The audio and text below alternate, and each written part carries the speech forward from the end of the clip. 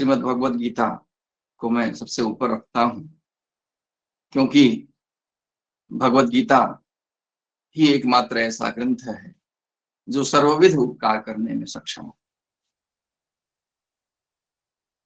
परिस्थितियां भगवद गीता की ऐसी होती हैं, ऐसी परिस्थितियों में भगवद गीता का आगमन होता है जब अर्जुन महाभारत के युद्ध में अपने बंधु बांधवों को अपने समक्ष देखता है और उसे यह ज्ञात होता है कि आज इन्हीं के साथ हमें युद्ध करना है और युद्ध के पश्चात उनके रुधिर से सनी हुई इस पृथ्वी का हमें भोग करना है। वह अत्यंत दुखी होता है, उदास होता है, हताश होता है और कृष्ण से निवेदन करता है कि हे कृष्ण, अब मुझसे युद्ध नहीं हो सकेगा, मैं अपने बंधु बांधवों की हत्या नहीं करना चाहता, इससे तो अच्छा है कि मैं भिक्षाटन कर लूं और जीवन यापन कर लूं। ऐसी परिस्थिति में भगवान श्री कृष्ण उन्हें कर्म योग का उपदेश देते हैं और भगवद गीता के इन 700 श्लोकों के द्वारा अर्जुन को कर्म मार्ग में, धर्म मार्ग में प्रवृत्त करते हैं। भगवान श्री कृष्ण अकारण करुणा वरुणालय हैं, वह कृपा के अथाह सागर हैं, निष्काम हैं, आप्तकाम हैं और इस धरा पर उनका आगमन ही धर्म की रक्षा के लिए होता है, दुष्टों के संहार के लिए होता है, साधुजनों के त्राण के लिए होता है।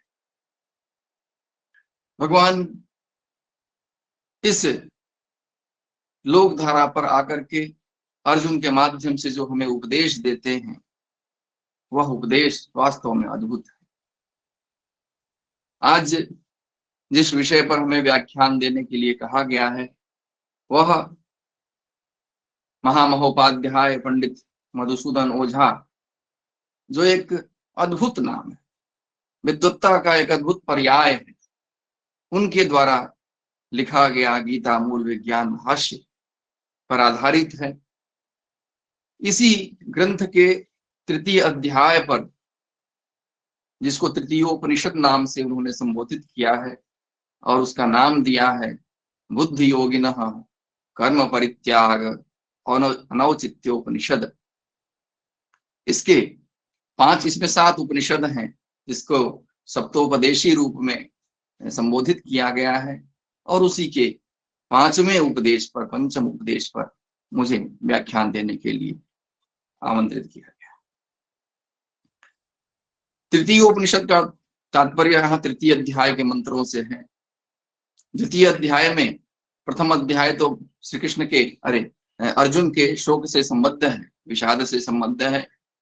द्वितीय अध्याय से कृष्ण का उपदेश प्रारंभ होता है और भगवान कृष्ण जो है वो अर्जुन को कर्म मार्ग में प्रवृत्त होने के लिए प्रेरित करते हैं और अंत में सांख्य निष्ठा पर वह वक्तव्य देते हैं, व्याख्यान देते हैं। एक तरफ जब भगवान कृष्ण उन्हें कहते हैं कि कर्म में तुम्हारी प्रवृत्ति होनी चाहिए, निष्काम कर्म की ओर प्रवृत्ति होनी चाहिए, और पुनः सांख्य योग का जब उपदेश देते हैं तो अर्जुन संशयग्रस्त होता है और कहता है ज्यायसी चेत कर्मणस्ते मता बुद्धिर्जनार्दन तत्किम कर्मणि घोरे माम नियोजयसि केशव। हे केशव, अगर ज्ञान निष्ठा ही सर्वोपरि है, सर्वश्रेष्ठ है, तो पुनः हमें कर्म मार्ग में किस लिए प्रवृत्त करते हो। भगवान कृष्ण तृतीयोपदेश में अर्जुन के इसी शंका का समूल खंडन करते हैं और उसे कर्म मार्ग में प्रवृत्त करते हैं। एक पंक्ति और बड़ी ही सुंदर वहां भगवान कृष्ण ने कही, नियतम कुरु कर्म त्वम कर्म ज्यायो है कर्मणः। कर्म करना बहुत आवश्यक है, अकर्म से दूर रहना आवश्यक है, अकर्म में प्रवृत्ति नहीं होनी चाहिए। कर्म में ही तुम्हारी प्रवृत्ति है। यह जो तृतीय उपनिषद है, तृतीय उपनिषद का नाम जो है वह हमने आपको बताया, और इसमें भगवान कृष्ण जो है वह लोक संग्रह के लिए अर्जुन को प्रेरित करते हैं। क्या है लोक संग्रह?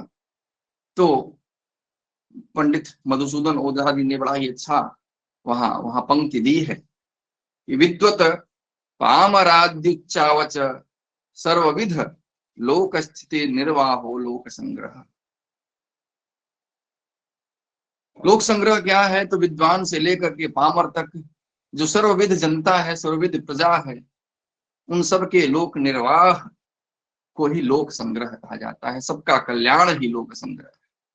और लोक संग्रह कर्तव्यता दृष्टतया कृतस्य कर्मणः अनासक्ति हेतुत्वाद अबंधनत्वाद परित्याग औचित्यम।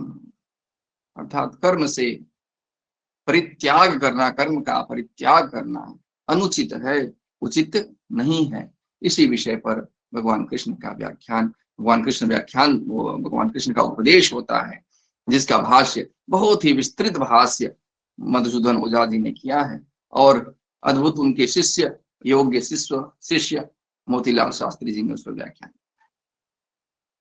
मैं संक्षेप में ही उनकी बातों को आप लोगों के सम्मुख प्रस्तुत करता हूं कि भगवान का यह कहना है कि संसार में रहने वाला जो प्रत्येक व्यक्ति है, उसके लिए आवश्यक है कि वह शास्त्र विहित कर्मों का प्रतिपादन करे। यदि वह कर्म से विरत हो जाएगा तो बड़ा ही अहित हो जाएगा। वह कृष्ण अर्जुन से कहते हैं कि हे अर्जुन, लोक संग्रह की दृष्टि से कर्म में प्रवृत्ति अनिवार्य है। क्षत्रिय का कर्तव्य है युद्ध करना, धर्म रक्षा हेतु प्रवृत्त होना। और हे अर्जुन, अगर यदि तुम इस कार्य से विरत होते हो, आतताइयों की हत्या नहीं करते हो, तो ये आतताई अपनी प्रजा का लिए अमंगल का कारण बनेंगे, और प्रजा का यदि अमंगल होगा तो लोक संग्रह की क्षति होगी, और लोक संग्रह की क्षति जब होगी तो उसके परंपरा या कारण तुम भी बनोगे, क्योंकि तुम्हारा दायित्व है लोक मंगल की भावना से कार्य करना, प्रवृत्त होना।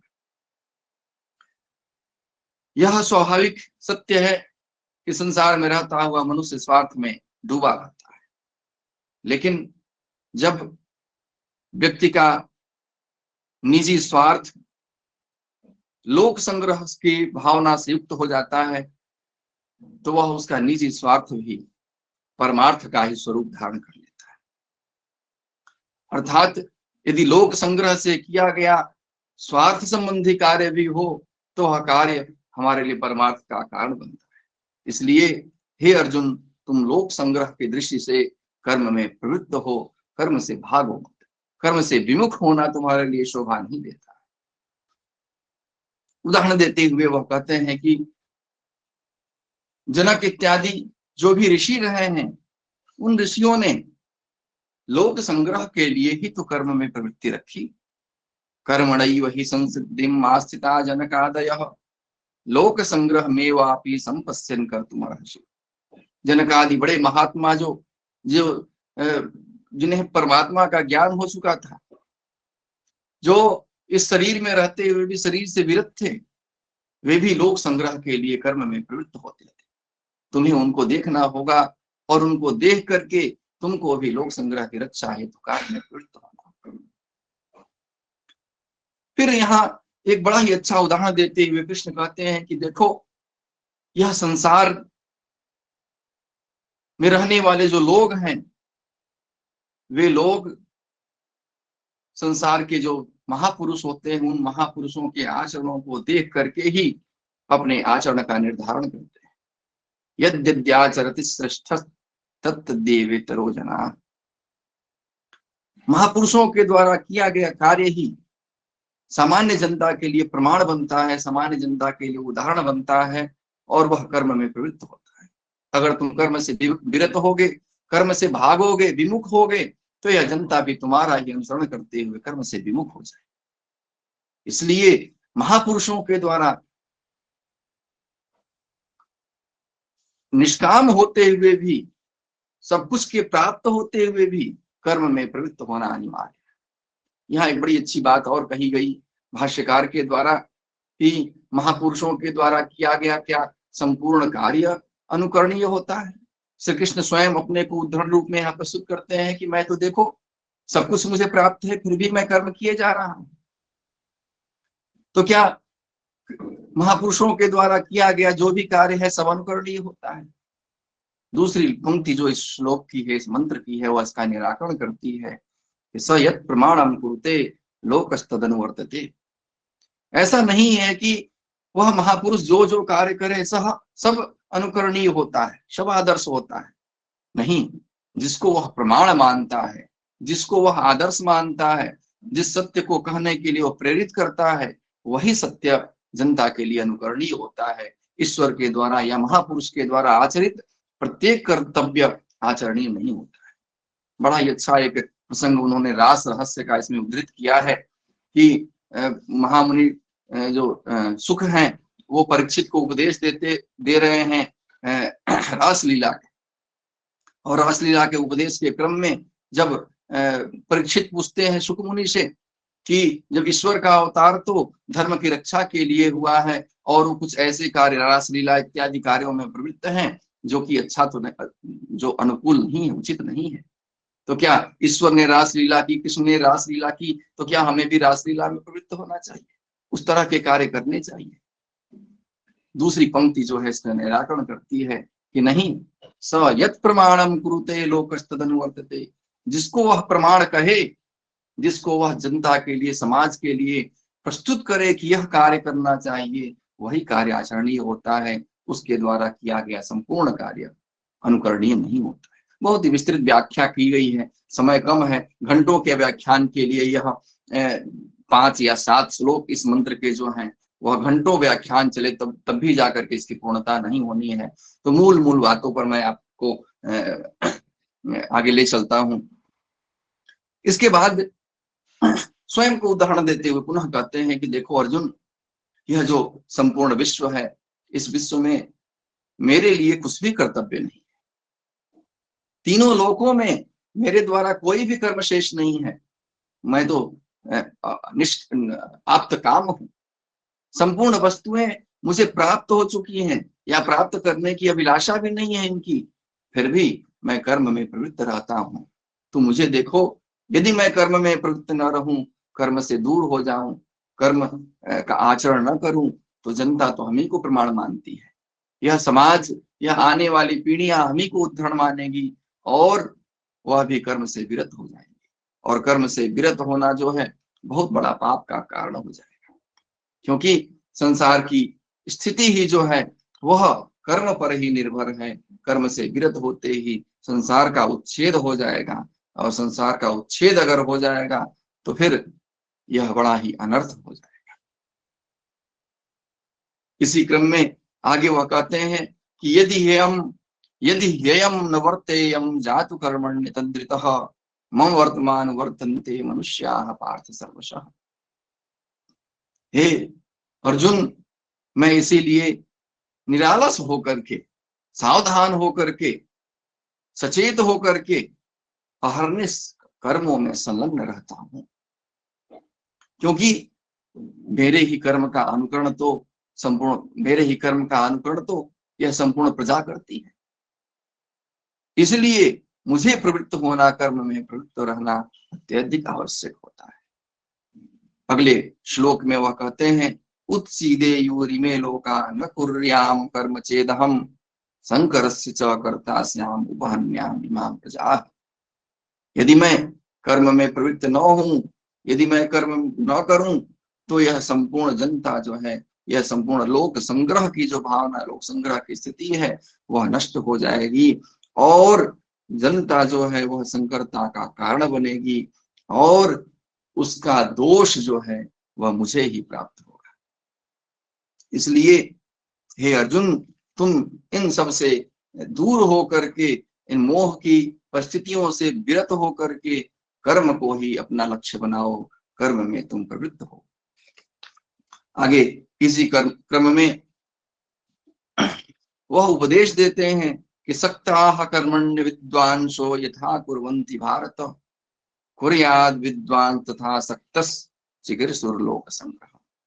लोक संग्रह की दृष्टि से तुम्हें वैसे ही कर्म करने की आवश्यकता है जैसे एक सांसारिक विषयों में आसक्त रहने वाला अज्ञ व्यक्ति कार्यों को करता है।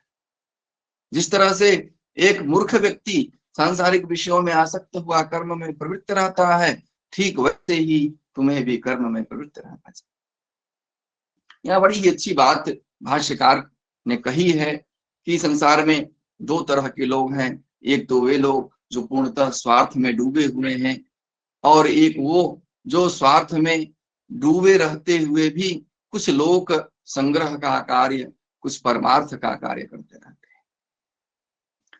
तो जो पूर्णतः स्वार्थ में डूबे हुए हैं वो तो अत्यंत गर्ह्य हैं, वह अत्यंत निंदित हैं। लेकिन जो व्यक्ति परमार्थ का कार्य करते हुए भी स्वार्थ का कार्य कर रहे हैं, स्वार्थ सिद्धि में संलग्न है, उनको वे भी जो है हमारे लिए प्रशंसनीय होते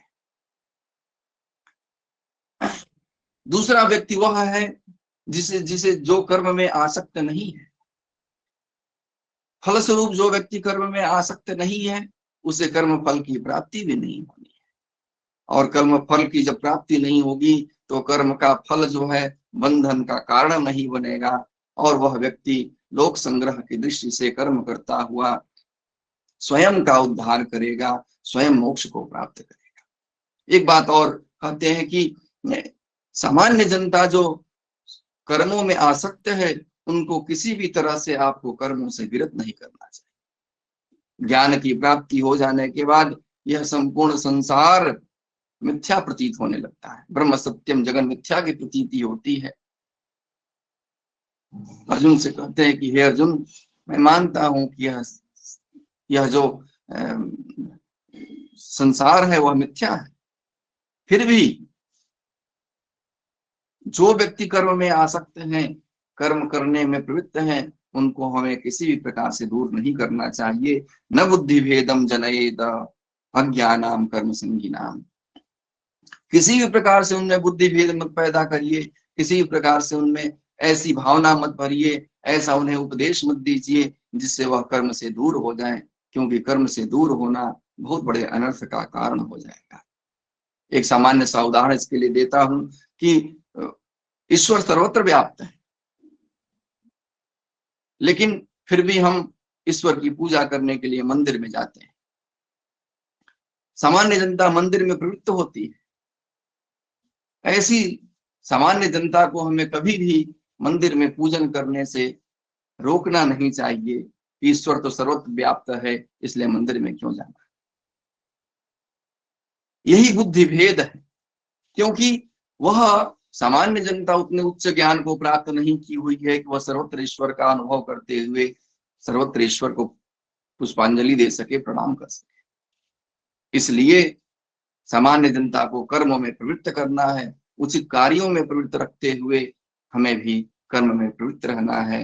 इस प्रकार भगवान कृष्ण भगवद गीता के कर्म सिद्धांत का प्रतिपादन करते हैं और कहते हैं कि जनकादि की तरह हे अर्जुन, लोक संग्रह के लिए हम सभी को प्रवृत्त रहना चाहिए। इन्हीं